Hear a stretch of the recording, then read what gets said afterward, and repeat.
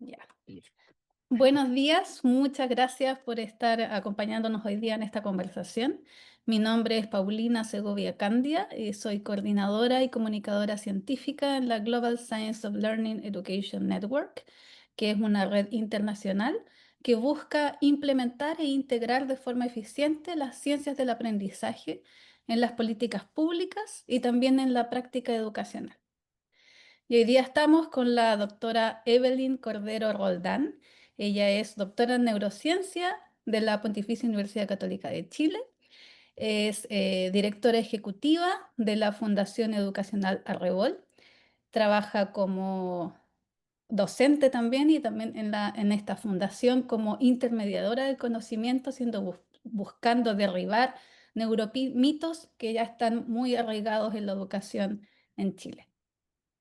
Evelyn, muchas gracias por estar aquí conversando en G-Solen.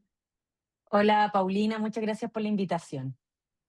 Me encantaría partir primero que nos cuentes un poco sobre tu trayectoria, cómo llegaste a el doctorado de neurociencia, siendo porque tú eres Mm. profesora, tienes una Sí. especialización en matemáticas, un magíster en educación y después el doctorado. Me imagino cuál fue tu interés detrás de todo este camino que has seguido, pero me encantaría que tú nos contaras. Sí, es un camino muy interesante porque yo efectivamente soy profesora de educación básica, esa es mi profesión original, y fue la práctica pedagógica, ¿no? Que es muy distinto de cómo la gente sigue las trayectorias científicas.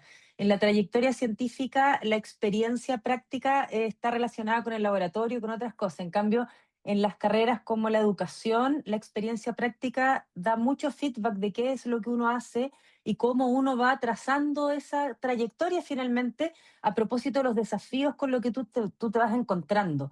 Y yo me encontré con varios desafíos. Primero, como profesora de educación básica, me parece que lo más difícil de enseñar o lo que más rehuía al resto de los profesores era la matemática, y por eso me especialicé en matemática, porque me parecía que era además un aprendizaje fundamental, ¿no? Y que de alguna manera toda la evidencia daba cuenta de que por ahí estaban las falencias. Teníamos antes muchas dificultades en matemática y sobre todo con las niñas, que aprendían menos matemática y no nos iba muy bien en ese ámbito. Pero llegué a las matemáticas pensando en que por ahí podían estar las dificultades del aprendizaje, pero me di cuenta que estaban las dificultades más bien de la enseñanza. Y ahí me interesé en especializarme en aprendizaje. Y ahí hice varios postítulos, entre ellos uno en psicopedagogía, después un magíster en educación, con mención en psicopedagogía. Por eso tengo formación en psicopedagogía también. Y ahí apareció luego la ciencia del aprendizaje como una alternativa. Y me pareció que por ahí podían estar las respuestas que yo estaba buscando, porque me parecía que para enseñar mejor yo tenía que entender cómo es que se aprende, ¿no? Y lamentablemente el espacio del aula estaba impregnado de información errónea respecto de eso, precisamente. Entonces ahí fue donde en algún minuto tuve que tomar la decisión si seguir especializándome en cosas que tenían relación con la educación, que iban por un camino que era muy distinto a la especialización en ciencia. Y ahí fue cuando decidí que yo quería especializarme en ciencia y di un giro completo a mi carrera, que venía por esa línea, ¿no? Porque en educación tú tienes muchas posibilidades de perfeccionamiento que son compatibles con seguir ejerciendo tu profesión. En ciencia no, yo tuve que dejar la escuela para dedicarme a la ciencia porque exigía, no sé, permanencia en laboratorio, o sea, una serie de cosas que cambiaron completamente mi experiencia hasta ese momento. Así que tomé esa decisión, me fui a hacer un magíster en ciencias biológicas con mención en neurociencia en Valparaíso, y ahí empecé a trazar este recorrido y a prepararme para luego hacer el doctorado en neurociencia, que era lo que yo había trazado y que era lo que quería hacer en este afán de ir detrás como de la ciencia del aprendizaje en el fondo. Me encantaría profundizar un poco sobre las ciencias del aprendizaje y qué significó para tu desarrollo profesional y cómo tú ves la enseñanza y el aprendizaje al haber tomado este otro camino. Primero fue bien impresionante porque caí en cuenta al principio de que había mucha información desde las ciencias que contribuía a tomar mejores decisiones respecto al aprendizaje, pero que no estaba llegando a las profesoras y los profesores. Eso fue súper impresionante porque tú dices, ¿cómo están estos dos ámbitos, no, de investigación? También hay mucha investigación en educación, pero ¿por qué no están conversando la ciencia con la educación y viceversa? ¿Qué pasa con la gente que está encerrada en los laboratorios tal cual, no? Mm. Que no está mirando afuera y que de alguna manera lo más impresionante fue que estas problemáticas eran conocidas por las personas que estaban en la ciencia del aprendizaje, la ciencia más básica, ¿no? En neurociencia básicamente. Y entendían que estaba este fenómeno penetrando fuertemente en la educación, el de los neuromitos, por ejemplo, y sin embargo había ahí un vacío del que nadie se estaba haciendo cargo. Y llevábamos, no sé, muchos años, ¿no? De hecho, sabemos de los neuromitos hace alrededor, no sé, 50 años, hace 20 años ya se empezó a hablar con fuerza el tema, casi 30, ¿no? Y sin embargo, hasta el día de hoy, la prevalencia de ideas erróneas en educación es altísima, cerca del 90% del profesorado. Por lo tanto, si había algún pequeño interés que aparecía por ahí, no estaba llegando con fuerza donde tenía que llegar. Eso me impactó profundamente porque me vi a mí misma tomando decisiones en la sala de clase basada en ideas falsas sobre cómo aprenden las personas. Y entendí el significado de esta vinculación que había que hacer, que tenía que ser por una parte bidireccional. Era importante que no vinieran los científicos como a traernos este conocimiento desde las alturas, ¿no? Sino que pudiéramos establecer conversaciones desde lo que se necesitaba en el aula para abrir este espacio a la neurociencia o a la ciencia del aprendizaje con la seriedad que esto requería y también con las limitaciones que esto implicaba, porque una de las cosas que de alguna manera explican el fenómeno de los neuromitos es que hubo una cierta como sobreentusiasmo por la ciencia que llevó a estas simplificaciones o lecturas erróneas de lo que fue en algún momento investigación científica verdadera, ¿no? Entonces sentí que había ahí un llamado importante que las personas que estábamos en educación teníamos que hacer de alguna manera este nexo y ahí fue donde nace Arrebol, por ejemplo. La fundación nace debido a este choque, que fue como un choque cultural entre los conocimientos que yo traía de pedagogía y los conocimientos que de alguna forma habían sido un poco negados desde la ciencia.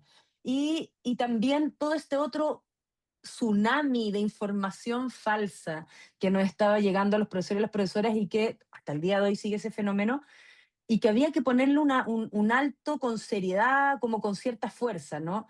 Lo que era bien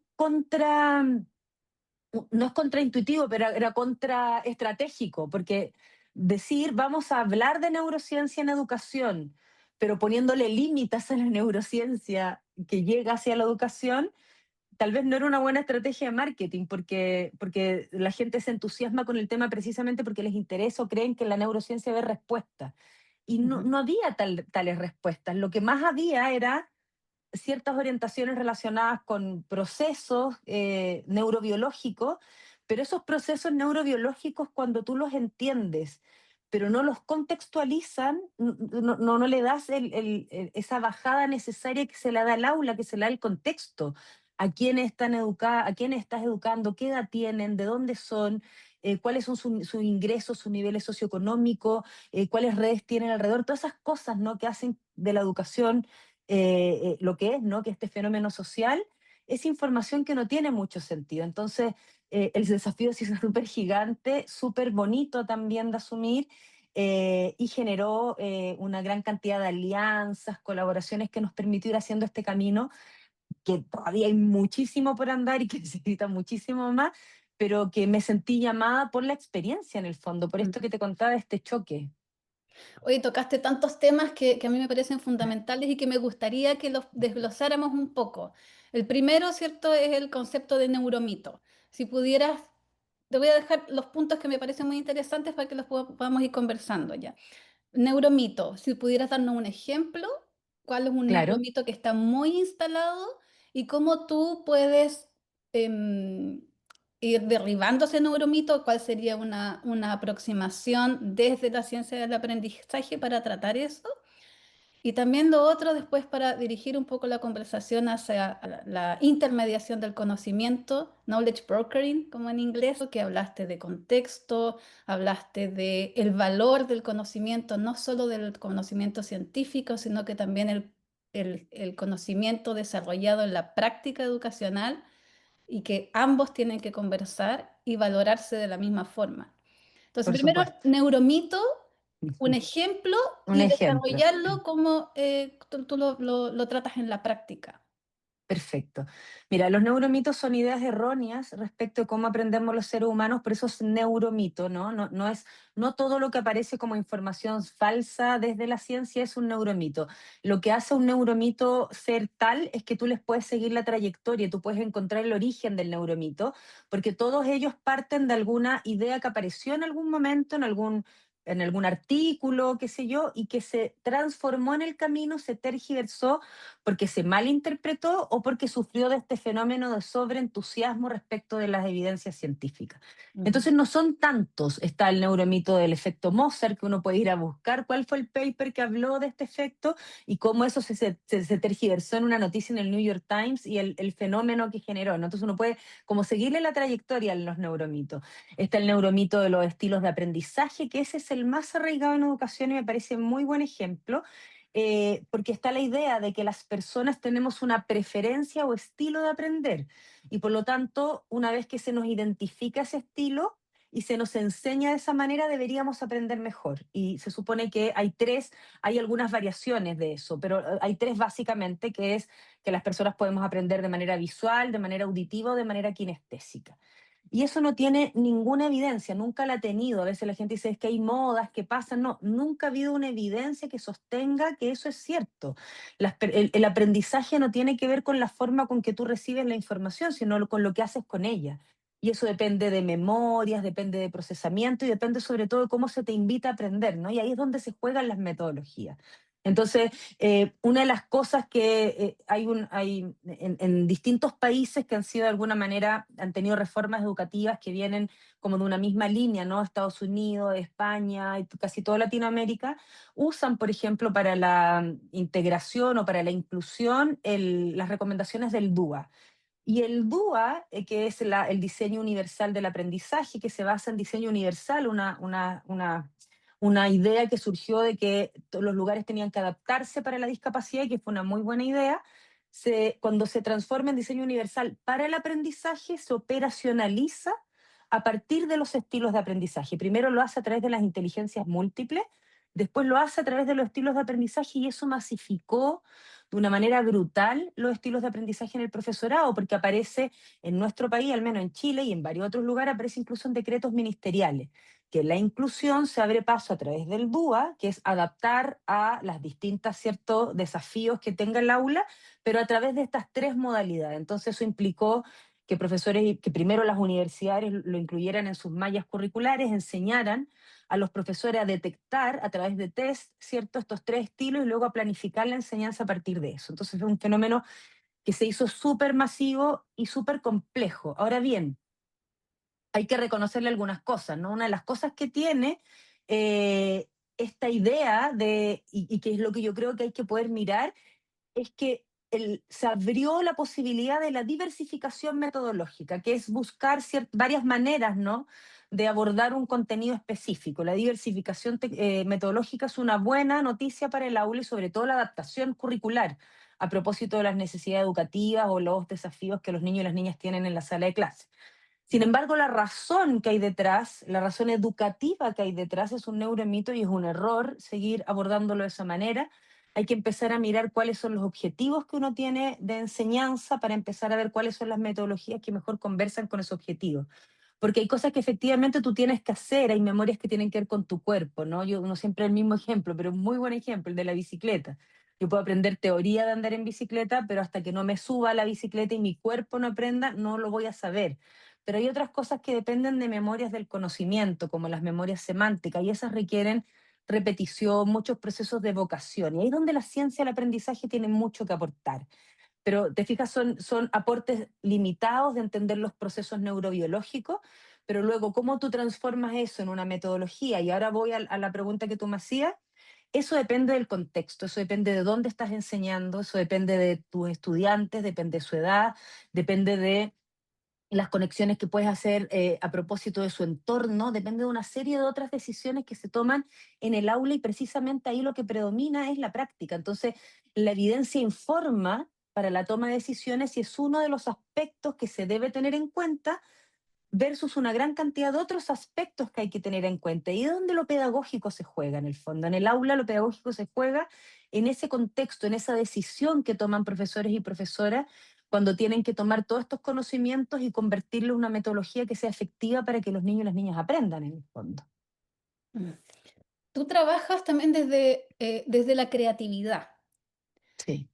¿Cómo has podido incorporar tus investigaciones en relación a la creatividad también en esto de implementar las ciencias del aprendizaje en los procesos educativos?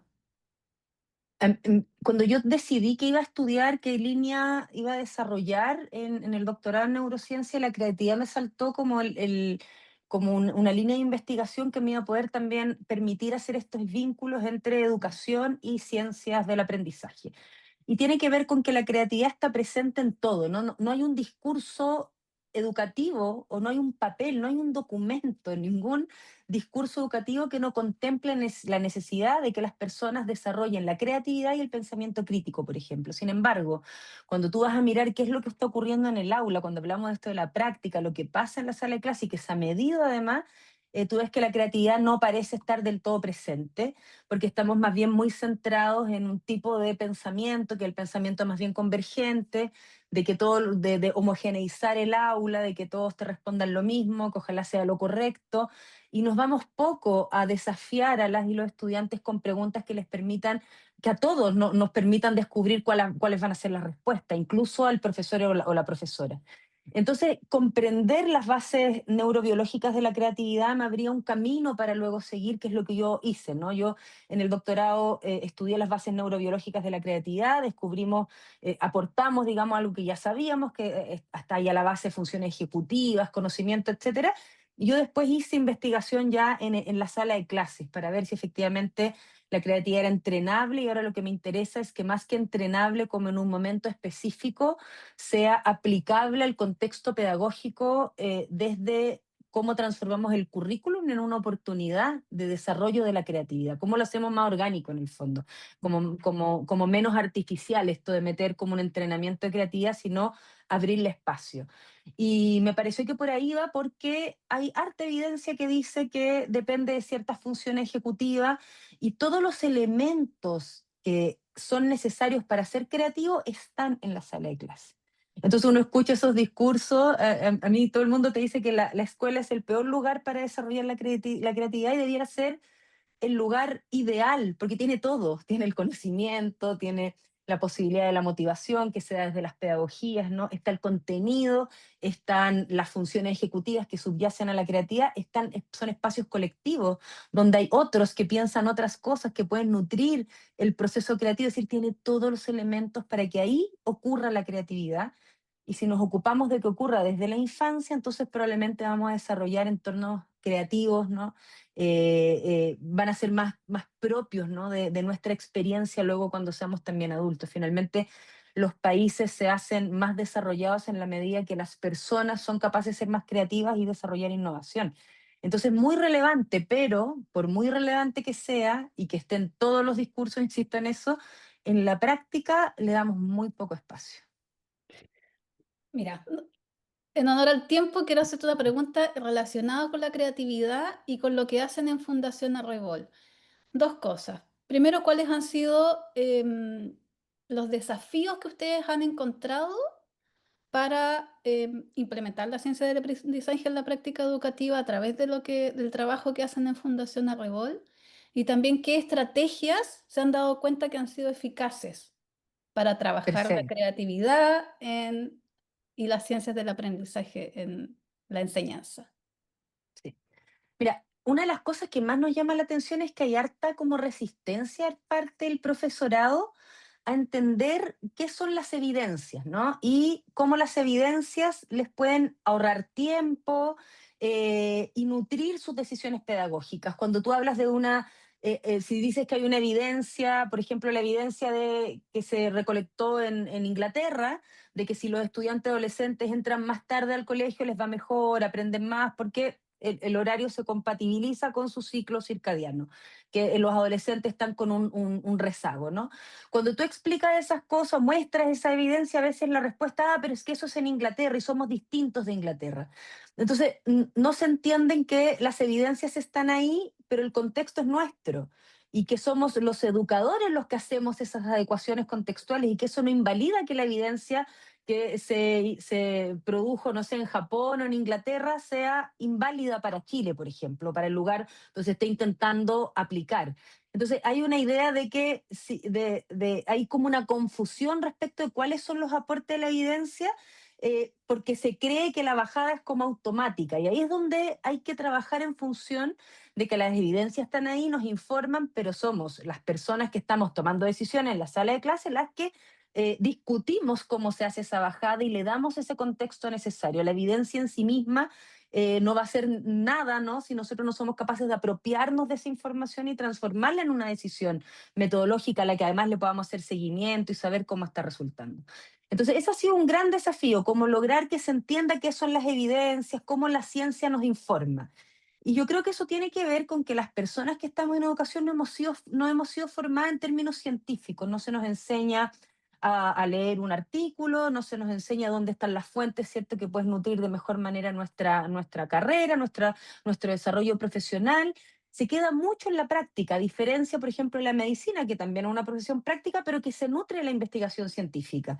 Mm. Entonces, ese ha sido un desafío súper grande y nosotros hemos logrado desde Fundación Arrebol también poner esas problemáticas y llevarlas a otros espacios donde uno puede tener incidencia política, por ejemplo, y lograr que esta palabra que antes se decía muy poco, evidencias, esté cada vez ya más, es un acuerdo común. Ahora, nadie en educación considera que las evidencias no deben ser parte de la toma de decisiones, eso está en todas partes, ¿no? Acaba de salir el marco para la buena enseñanza, al menos en Chile, de lo que tiene que hacer el profesorado, no, y la palabra evidencia está recurrentemente porque ya se sabe que es algo a lo que hay que recurrir. Eso cambia la política pública, y si cambia la política pública, cambia también las mallas curriculares, y entonces empezamos a hacer este cambio que sabemos que es paulatino, pero que es necesario. Y ahí, cuando ya tú puedes soslayar esa primera barrera, que es entender qué son las evidencias y cómo las puedes aplicar, ya lo demás tiene apertura, ya puedes hablar de creatividad, ya puedes hablar de género en educación, ya puedes hablar de pensamiento crítico y de esos temas que lamentablemente tienden también a estar como más relegados, ¿no? Porque a veces las preocupaciones de la escuela son más inmediatas, tienen que resolver cosas como de urgencia, y estas temáticas, o sea, hablar de que los estudiantes desarrollen creatividad pasa como a último plano, cuando debiera ser un eje central o movilizador de otras cosas, ¿no? Pero ya, una vez que se entiende que esto finalmente es un apoyo y que entonces tú no tienes que estar descubriendo la pólvora, porque probablemente un estudio, o sea, de hecho, no probablemente, hay estudios sobre la mayoría de las cosas que funcionan y que no funcionan en la sala de clase. Entonces tú ya puedes empezar, ya tienes un punto de partida que ha sido probado en diversas instancias y ya entonces puedes empezar a tomar decisiones metodológicas más concretas y te ahorras un montón de tiempo. Cuando eso penetre bien en la educación, probablemente vamos a tener muchos avances en la calidad de la enseñanza que ahora no tenemos, lamentablemente. Y en tu experiencia, ¿cómo ha sido la otra parte de esta bidireccionalidad o multidireccionalidad para realmente implementar la ciencia y que la ciencia también se nutra, las Ujú. preguntas científicas se nutran de las necesidades de la sociedad? ¿Cómo lo han hecho Sí, ustedes desde Fundación Arrebol para darle también ese valor indispensable a la práctica? sí. Nosotros estamos haciendo investigación ecológica, es decir, estamos yendo a la sala de clase, llevando esto que sabemos al espacio educativo y haciendo investigación con aulas lo más comunes posibles, ¿no? A los desafíos que ocurren en el aula. Y eso también está ahora apropiándose también de la investigación científica que tiene foco en el aprendizaje, de que efectivamente no siempre lo que tú descubres en el laboratorio, lo que descubres a través de un modelo animal, ¿no? Necesariamente te va a servir luego en un contexto escolar. Entonces yo creo que ahí se está dando una buena bidireccionalidad y eso ha sido un llamado que han hecho profesores y profesoras por mucho tiempo, de que el aula tiene muchas complejidades y que esas complejidades no están siendo necesariamente tomadas en cuenta en la investigación más básica. Entonces ahora ya hay una corriente importante que está validando, ¿cierto?, que los estudios sean ecológicos, que se hagan en los espacios educativos y que podamos demostrar en esos espacios, ¿cierto?, que funciona y que es transferible. Nosotros estamos en eso ahora, haciendo la última investigación que hicimos sobre creatividad, la hicimos en 3 escuelas de Antofagasta, escuelas hasta con 48 estudiantes en la sala de clase, con niños y con niñas autistas, con niños con déficit atencional, con toda la diversidad que te encuentras en un aula y con toda esa diversidad logramos demostrar que cuando entrenas la creatividad, haciendo cierto, estos llamados, dando estos espacios para el pensamiento divergente, los niños logran subir de manera estadísticamente significativa sus habilidades creativas en el corto plazo. Entonces, eso nos pone súper contentos y así es donde queremos seguir trabajando, ¿no? En ver cómo estas cosas que sabemos ya desde investigación más básica podemos llevarlas y aplicarlas en la sala de clase y demostrar empíricamente que funciona. Muchas gracias, Evelyn. Te agradezco el tiempo. Me parece sumamente interesante esta conversación de cómo realmente llevamos la ciencia, la sacamos del laboratorio y la usamos para que solucione o contribuya, ¿cierto?, al desarrollo de la sociedad. También validando el conocimiento que se genera en las aulas. Así que te damos las gracias, Evelyn, y estamos felices de que seas nuestra científica del mes de octubre Mm. y estamos en contacto. Muchas Muchas gracias. gracias, Paulina. Muchas gracias por la invitación. Que esté muy bien.